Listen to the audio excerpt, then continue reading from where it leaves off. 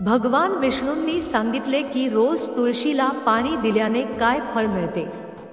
नमस्कार मित्रांनो, एकदा माता लक्ष्मीने भगवान विष्णूंना विचारले, हे भगवान, तू तिन्ही लोकांचा स्वामी आहेस, तिन्ही लोकांमध्ये तुझी पूजा केली जाते, तुझा आशीर्वाद घेण्यासाठी सर्वजण उत्सुक आहेत, तरीही या तुळशीच्या रोपाची पूजा का करता?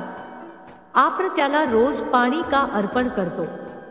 मला या तुळशीच्या रोपाला पाणी देण्याचे महत्त्व जाणून घ्यायचे आहे का?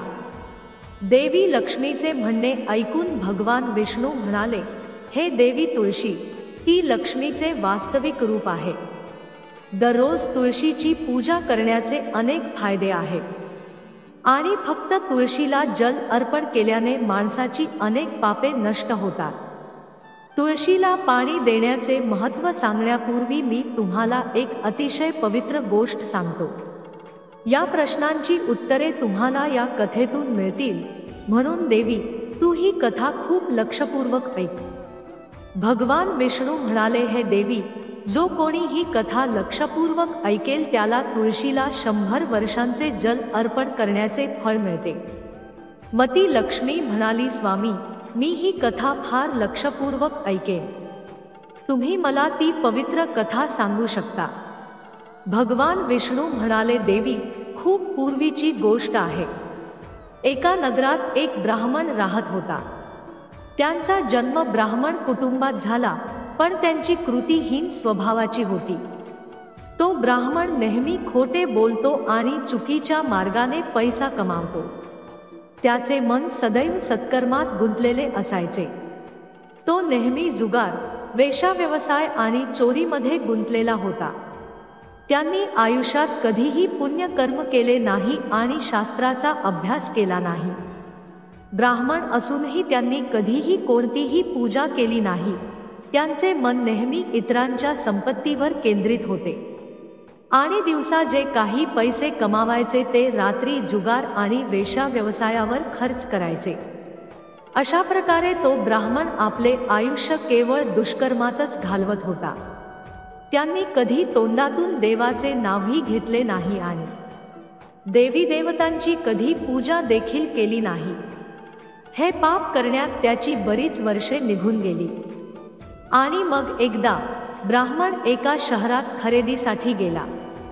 त्या शहराजवळून गंगा नदी वाहते आणि त्या नदीत स्नान करण्यासाठी लांबून लोक येतात। मग तो ब्राह्मण गंगा नदीच्या काठी एका आश्रमात राहतो। त्या आश्रमात अनेक विद्वान ब्राह्मण रोज पुराणांचे पठण आणि भगवंताची भक्ती यात तल्लीन असायचे। त्या ब्राह्मणानेही त्यांच्यासोबत असल्याचे नाटक केले। तो तेथे थांबला आणि त्या ब्राह्मणांसोबत राहून त्याला भगवंताचे नाम घेण्याची संधीही मिळत होती। तो त्याच ठिकाणी काही दिवस राहिला आणि नंतर तेथे आलेल्या लोकांनी गायींची पूजा करून ब्राह्मणांना खाऊ घातले। त्यामुळे त्या ब्राह्मणानेही त्याच्यासोबत बसून भोजन केले आणि देवाचा प्रसाद घेतला। त्या आश्रमात एक तुळशीचे रोप होते। ब्राह्मण जाणून बुजून त्या तुळशीच्या रोपावर पाणी टाकत असे। तो काय करतोय याची त्याच्या मनात काहीच कल्पना नव्हती। रोज सकाळी उठून तो बादलीत पाणी घेऊन तुळशीच्या रोपावर टाकायचा। हा त्याचा दिनक्रमच बनला होता। मग एके दिवशी तो आश्रमात झोपला होता। तेवढ्यात अचानक एक काळा साप त्याच्या जवळ आला आणि त्या काळ्या सापाने त्याला झोपेत चावा घेतला आणि काही वेळातच ब्राह्मण झोपेतच मरण पावला। आणि सकाळी इतर ब्राह्मणांनी त्यांना या अवस्थेत पाहिले तेव्हा त्यांनी तुळशीची पाने आणि तुळशीचे पाणी तोंडात ठेवले। तेव्हा त्या ब्राह्मणांना कळले की तो मेला आहे। मग यमदूत तिथे येतात आणि त्या ब्राह्मणाला यमलोकात घेऊन जातात। वाटेत जात असताना तो ब्राह्मण विलाप करू लागला आणि यमदूतांना म्हणू लागला, हे यमदूत, मला कुठे घेऊन चालला आहेस आणि माझा मृत्यू कशामुळे झाला? मग यमदूत म्हणू लागला, हे ब्राह्मणा, तू जन्मापासून ते मृत्यूपर्यंत अनेक पापे केलीस आणि तुझ्या पापांमुळे तुला काळ्या सापाने चावा घेतला आणि त्यामुळे तुझा मृत्यू झाला। आणि आता आम्ही तुम्हाला यमपुरीला घेऊन जात आहोत, तिथे यमराज तुमच्या पापकर्माचा हिशेब पाहतील आणि निश्चितपणे तुम्हाला कठोर नरकात टाकेल। तो ब्राह्मण पुन्हा रडू लागला आणि त्या यमदूतांची माफी मागू लागला, पण यमदूतांना त्याची जराही दया आली नाही आणि त्याला मारून यमलोकात नेले। जेव्हा यमदूत त्या ब्राह्मणासोबत यमराजांसमोर हजर झाले, तेव्हा यमराजाच्या जवळ बसलेल्या चित्रगुप्ताने त्या ब्राह्मणाच्या कर्माचा लेखाजोखा घेतला आणि यमराजांना म्हणू लागले, हे यमदूत, काय झाले आहे? तू इतका घाबरलेला का दिसत आहेस? तेव्हा तो यमदूत म्हणतो, हे धर्मराज, तुम्ही ज्या ब्राह्मणाला नरकात टाकण्यास सांगितले होते, परंतु नरकाचे दार उघडून त्या ब्राह्मणाला तेलाच्या कढईत टाकताच चुलीतील आग विझली आणि तेलही पूर्णपणे थंड झाले। तेव्हा यमराज म्हणतात, हे यमदूत, ही फार विचित्र घटना आहे, याआधी कधीच घडली नव्हती। यमराज विचार करत असतानाच नारद मुनी तिथे प्रकट झाले। नारद मुनींना पाहून यमराज खूप आनंदित झाले आणि त्यांना नमस्कार करून त्यांचे स्वागत केले। तेव्हा यमराज नारद मुनींना म्हणतात, मुनीवर, तुम्ही योग्य वेळी आलात। आज आणि आता आम्ही एका अत्यंत पापी ब्राह्मणाला नरकात टाकले आहे, पण तो पडताच नरकाची आग थंड होऊन उघडली, तेलही थंड झाले। तेव्हा नारदमुनी यमराजांना म्हणाले, हे धर्मराज, ज्या ब्राह्मणाला तू नरकात टाकले आहेस, तो नरकात टाकण्यास पात्र नाही, कारण त्या ब्राह्मणाने नकळत असे कृत्य केले आहे जे नरकाचा नाश करणारे आहे। पुण्यकर्म करणाऱ्या लोकांचा सहवास जो व्यक्ती करतो, त्यांना त्यांच्या पुण्यांमध्ये नक्कीच वाटा मिळतो। आणि हा ब्राह्मण अनेक दिवस देवाच्या भक्तांसोबत राहिला आहे। आश्रमात राहून या ब्राह्मणाने रोज तुळशीत पाणी टाकले, त्यामुळे हा ब्राह्मण अत्यंत पुण्यवान आत्मा झाला आहे आणि त्याची सर्व पापे नष्ट झाली आहेत। हा ब्राह्मण आता स्वर्गात जाण्याचा हक्कदार झाला आहे। या ब्राह्मणाने नकळत इतके पुण्य कमावले आहे जे मनुष्याला अनेक जन्मही मिळत नाही। म्हणून हे धर्मराजा, या ब्राह्मणाला नरकात टाकू नकोस, त्याच्या पापांची एवढीच शिक्षा दे, त्याला सर्व नरक दाखवा। नारदमुनींचे म्हणणे ऐकून यमराज खूप आनंदित झाले आणि त्या ब्राह्मणाला नरकातून बाहेर काढले आणि आपल्या यमदूतांना म्हणाले, हे यमदूत, या ब्राह्मणाला घेऊन जा आणि त्याला संपूर्ण नरक दाखवा। मग यमदूत त्या ब्राह्मणाला घेऊन जातात आणि त्याला सर्व नरक दाखवतात। भगवान विष्णू म्हणाले, देवी, अशा प्रकारे यमदूत त्या ब्राह्मणाला संपूर्ण नरक दाखवतो आणि ते त्याला यक्ष जगात घेऊन जातात आणि मग तो ब्राह्मण यक्ष बनतो। भगवान विष्णू म्हणतात, हे देवी, वनस्पतीचे नाव तुळशी, महिन्याचे नाव कार्तिक, तिथीचे नाव एकादशी।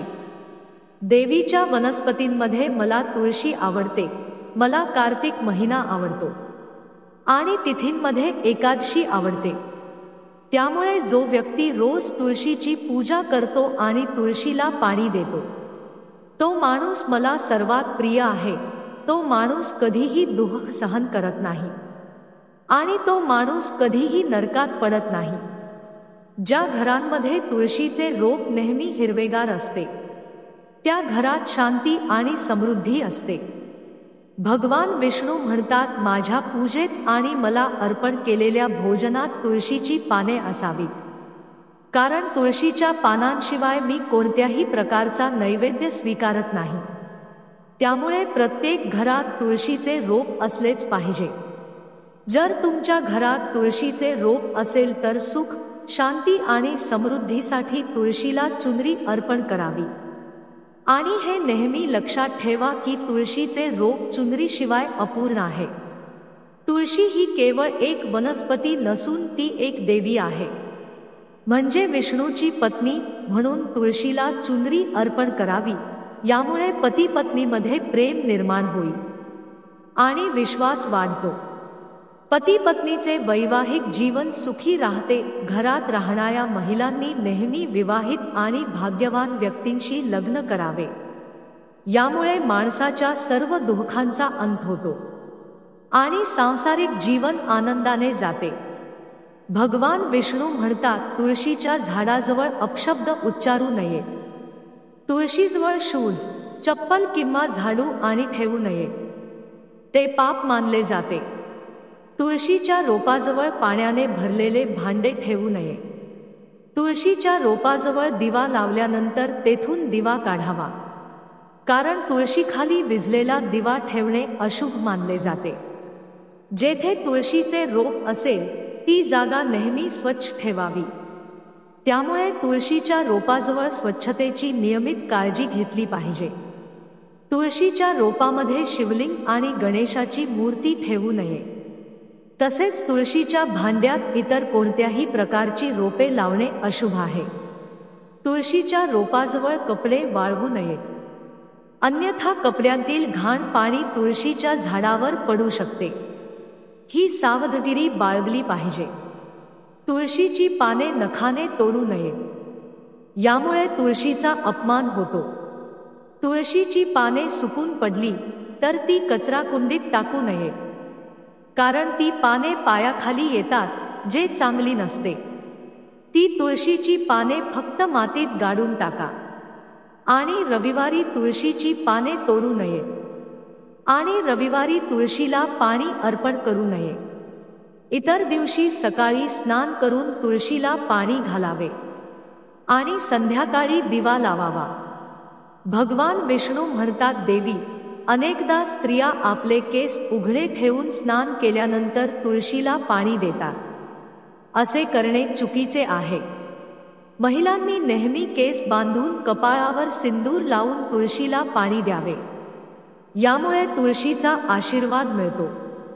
भगवान विष्णू म्हणतात रोज तुळशीचे दर्शन केल्याने मनुष्य स्वर्ग प्राप्त करतो आणि तुळशीच्या पानांचे सेवन केल्याने त्याची सर्व पापे नष्ट होतात. तुळशीचे रोप नेहमी घरासमोर लावावे. ते पूर्व किंवा उत्तर दिशेला ठेवणे सर्वात शुभ असते. तुळशीजवळ वाळवंटातील रोपे ठेवणे अशुभ मानले जाते. अशा वनस्पतींमधून नकारात्मक ऊर्जा बाहेर पडते. शास्त्रात असे सांगितले आहे की ज्या झाडांना हिरव्या कळ्या येत नाहीत आणि त्याऐवजी काटे असतात, अशा झाडांना तुळशीजवळ कधीही ठेवू नये. केळीच्या रोपाचे विशेष महत्त्व शास्त्रात सांगण्यात आले आहे. तुळशीजवळ केळीचे रोप लावल्यास अनेक पटींनी जास्त फायदा होतो. देवी, मी केळीच्या रोपात राहतो. तुळशीजवळ लावल्याने घरात सुखसमृद्धी येते. शाळीग्राम देखील तुळशीच्या रोपामध्ये ठेवावा. तुळशीच्या भांड्यात शाळीग्राम ठेवल्याने तुळशीचे आणखी शुभ परिणाम दिसून येतील. शाळीग्राम हे माझे निराकार रूप आहे. तो काळ्या रंगाचा दगड आहे, जे अद्वितीय आणि मौल्यवान मानले जाते. तुळशीच्या भांड्यात ठेवल्यास घरातील सर्व नकारात्मक ऊर्जा नष्ट होईल. घरात एक शाळीग्राम पूजन करावे. भगवान विष्णू म्हणतात माझ्या मूर्तीपेक्षा शाळीग्रामची पूजा करणे श्रेष्ठ आहे. शाळीग्रामला चंदन लावावे व त्यावर तुळशीचे पान ठेवावे. शालिग्रामला रोज पंचामृताने स्नान करावे. असे केल्याने मनुष्यजन्मातील सर्व पापे नष्ट होतात. शाळीग्राम हे सकारात्मकतेचे आणि चांगुलपणाचे प्रतीक आहे. अशा प्रकारे भगवान विष्णूने देवी लक्ष्मीला तुळशीच्या झाडाला पाणी देण्याचे महत्त्व सांगितले आणि घरी तुळशीचे रोप लावण्याचे सर्व नियम सांगितले. तर आपल्याला ही माहिती आवडल्यास लाईक आणि सबस्क्राईब चॅनेल नक्की करा आणि आपल्या जवळच्या लोकांना शेअर करा. श्री स्वामी समर्थ.